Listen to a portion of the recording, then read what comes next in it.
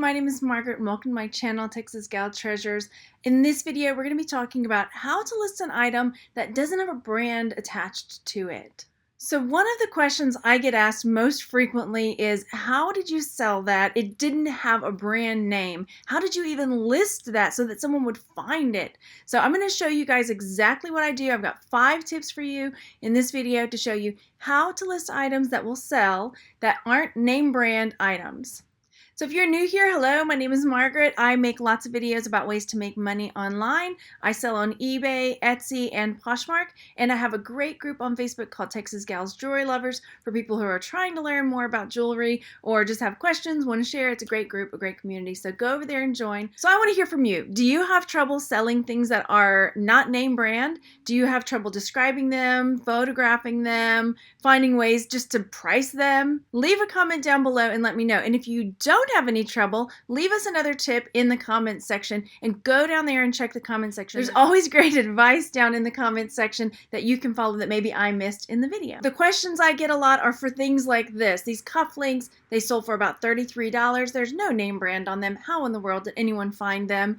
Let's see what else I've got. I've got this necklace that sold that, again, no name brand. How did I get someone to find this necklace to buy it? You know, no name brand. This one's actually got quite a bit of wear to it, but still somebody found it and bought it. And a couple more. Now, don't get me started on the pictures. That's just, they needed it, so they bought it, pictures and all.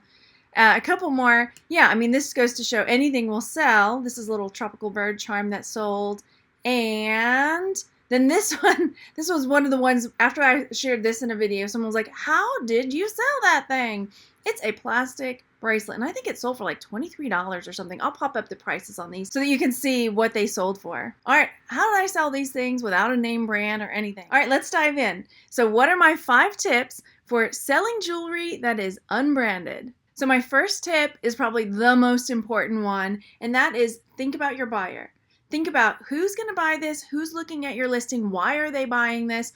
Always think about the other end of this and who is going to be looking for your item, because that's going to really guide you in how you're going to list this and how you're going to describe it and what kind of keywords you might put in there. So I feel like that could almost be it, but I've got more tips, but really that is huge. Thinking about who's buying your item, why would they want it, how to describe it, what kind of events would they want it for, where would they wear it, etc., etc. What kind of holiday or gift giving idea would this be for, and including those things into your listing. So when someone's looking for that, say necklace that is Mardi Gras colors, making sure you get that in there so that someone searching for Mardi Gras jewelry could find it, I think is half the battle. Just knowing your audience, knowing your customer, and making sure you take the right steps to get those keywords in there. So tip number 2 is, if you got kids in the room, cover those little ears up real fast. I'll wait for a second.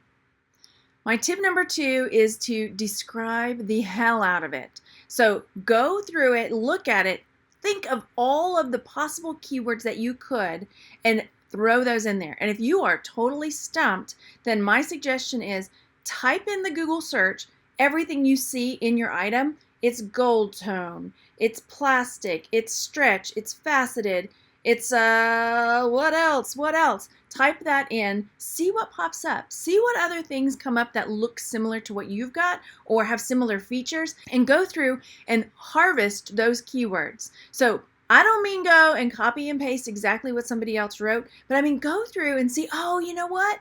I didn't put on there metallic. That's another great keyword I could use. Somebody might be searching for a metallic bracelet. So let's look at this other one over here. So maybe I just was like, I don't know, it's a green bird. It's got a long tail. What else can I put?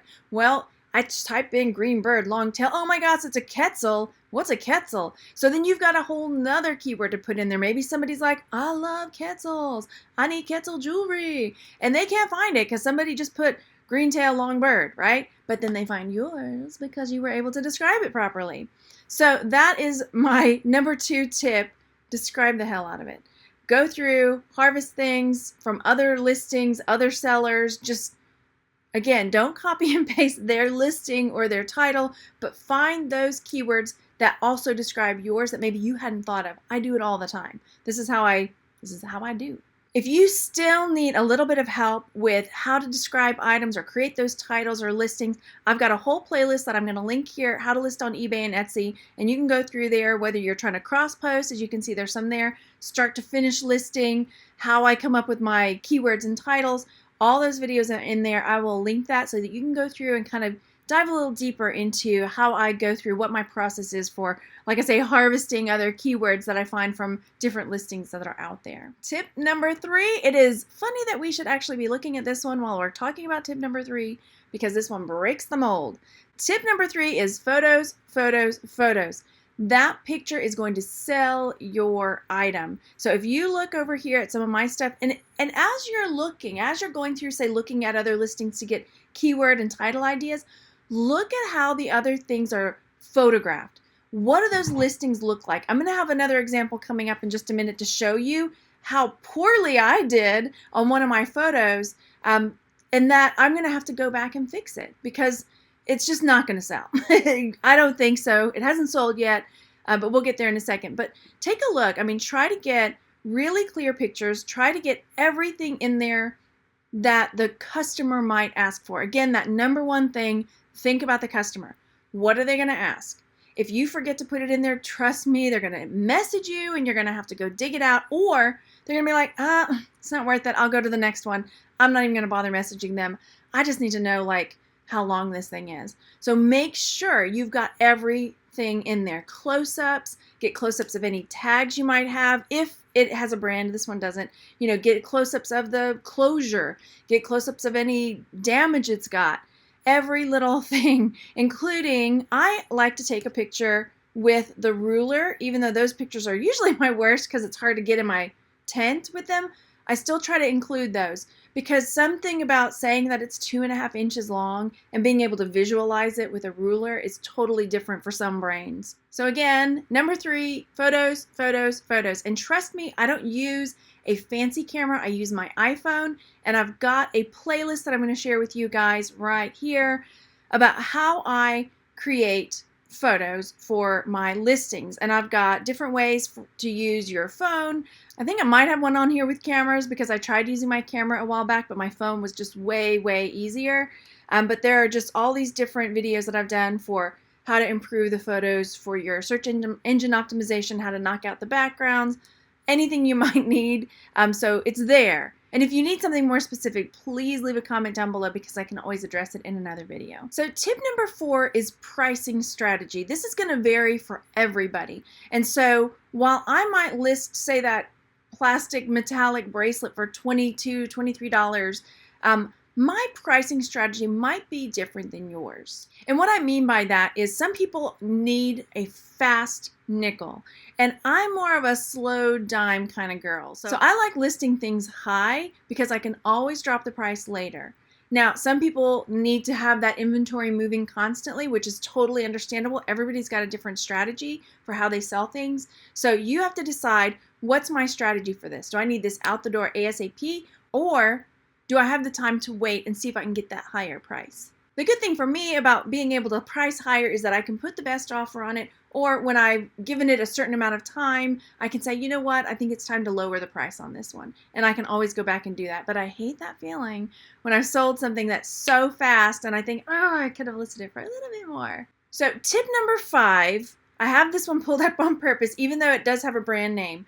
Tip number 5 is, when you've set up for yourself your selling strategy, being really intentional with it, giving yourself a certain amount of time where if this doesn't sell within 3 months, 6 months, I'm going to come back in and look at it and see what's going on with this inventory. So I chose this one because I am working on relisting things on eBay, and this has got a lot of problems. Even though it's name brand, just overlook that because it hits so many of the other ways that we are going to try to fix a listing to make sure that we can get this thing sold. So let's say my strategic amount of time, whatever that may be, has passed and I'm deciding to go through my listings and look and see why something didn't sell. I'm going to look back at the things I talked about before, list it, describe the hell out of it, get those pictures, all of these things, make sure I have everything I need in there, clear pictures, any flaws, any measurements, anything that the customer would want. check my pricing strategy, everything. So I pulled this one up on purpose because I was getting ready to relist this, and I decided, no, I just can't do it because it is missing so much. So the pictures are horrible. They're out of focus. They're dark. I can't even tell or remember if that's a reflection or if that's wear in the finish, and I never addressed it. So I need to go through. I don't have any pictures of the measurements. So one, pictures. I need to go through, fix those photographs, and get that up again.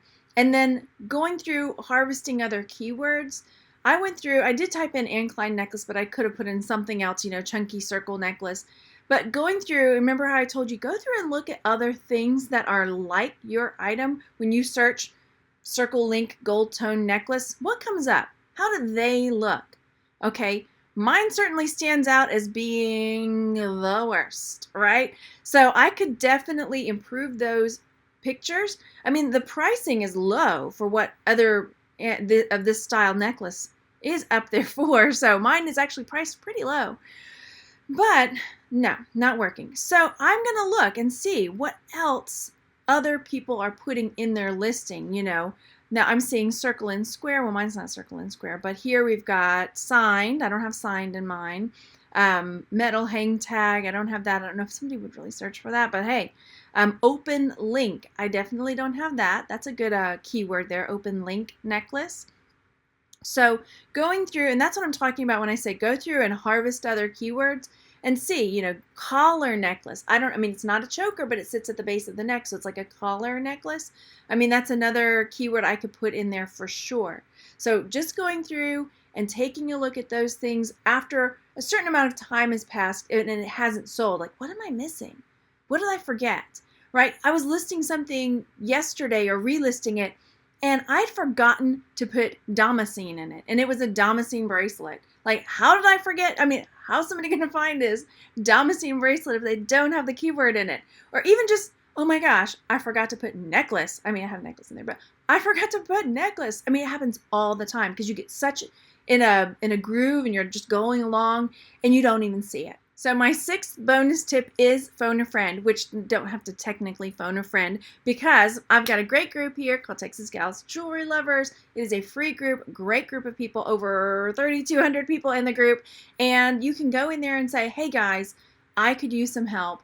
I've got this listing that's been up for 6 months. I'm trying to update it. I'm trying to fix it. These are the things I've done. Tell me what I'm missing, y'all. And everybody in the group will come along and help you fix it. So you can get that up there, get some other people to say, hey, you know what? You forgot to put this. Or, oh, you know what? Maybe this is a term that you could use. This is called a lobster clasp. Or this is called a damascene. Or, hey, P.S., you forgot to put bracelet in there. Oh, no. So everybody can kind of jump in. They're really nice people. We don't tolerate hate or snarkiness in the group. So everyone's really, really helpful. So come on over and join. And if you're stuck after not being able to get this item sold or listed correctly or updated, then everybody in the group can come on and help you. So let me know down in the comment section, are you a fast nickel or are you a slow dime kind of seller? And did you find any of these tips helpful? Are you going to go back and try to relist some of those items or revamp some of your listings? Let me know down in the comment section what you found helpful, how you sell, all that good stuff, because I love to hear from you. And check out the tips that everyone else leaves because there are amazing comments all the time. Great, great tips in the comments for how to improve listings, how to get more sales. So definitely check out that comment section. And you guys, I hope you found this video helpful. Go down there and hit the thumbs up, and I will see you later. Thanks, everybody. Bye.